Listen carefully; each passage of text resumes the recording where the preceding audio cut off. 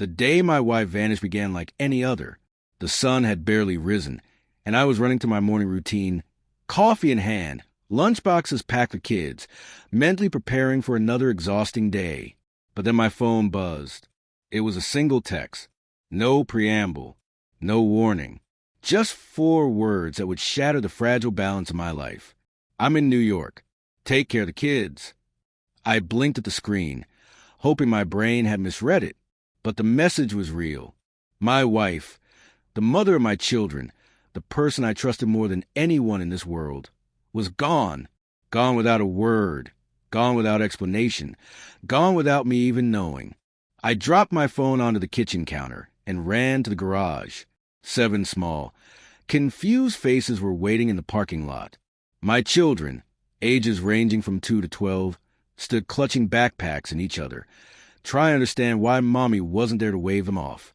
Their eyes were wide with fear and confusion, scanning my face for answers I didn't have. I tried calling her.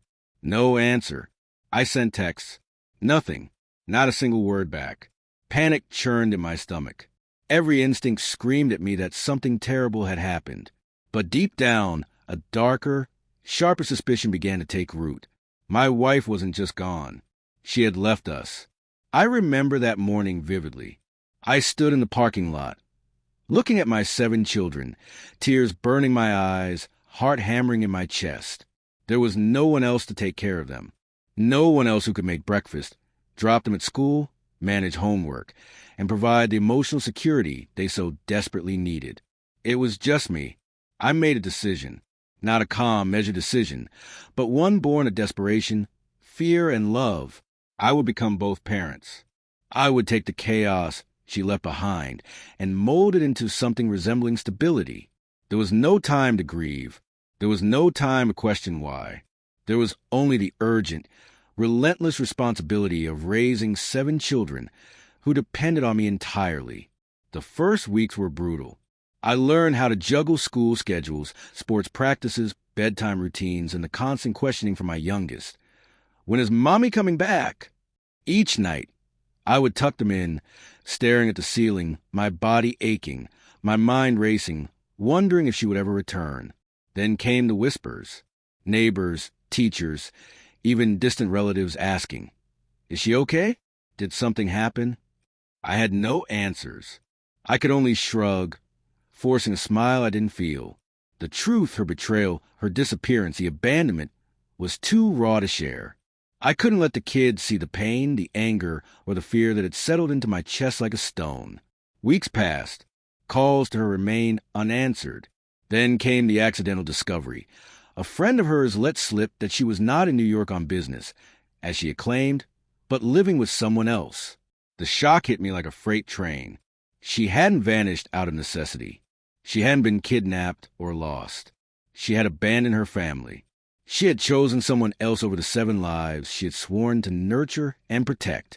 Rage mixed with grief in ways I didn't know were possible. I remember pacing the kitchen floor, fists clenched, heart pounding, screaming into the silence of our empty home. But then I looked at the children sleeping peacefully in their beds, unaware of betrayal that had shattered their world. And something shifted. The anger remained, yes, but became a source of resolve. If she could abandon us, I would not. If she could leave, I would stay. I became a father, mother, teacher, and protector all in one. I learned to cook meals I never imagined I'd prepare, to comfort tears that were not my own, to organize chaos into manageable routines. And in the process, I discovered a strength I had never known existed. Months later, she tried to reach out. A call, a text, even a tentative attempt to visit. I felt the old emotions rise. Love, anger, confusion, but I held firm. The children needed stability more than reconciliation. They needed their father to be unshakable, to be present, to be the unwavering anchor in a sea of betrayal. In the end, her disappearance taught me more than pain ever could. It taught me the depth of my own resilience, the unbreakable bond between a parent and child, and the fact that family is not just about who is present in the best times, but who remains when everything falls apart.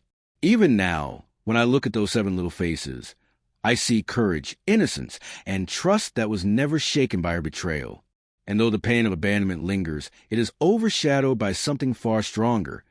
The knowledge that I rose from heartbreak, stood tall in the ruins she left behind, and became the parent they needed me to be. Life had thrown me into chaos. Betrayal had tried to shatter us. But through the sleepless nights, the endless responsibilities, and the quiet moments of despair, I realized one unshakable truth.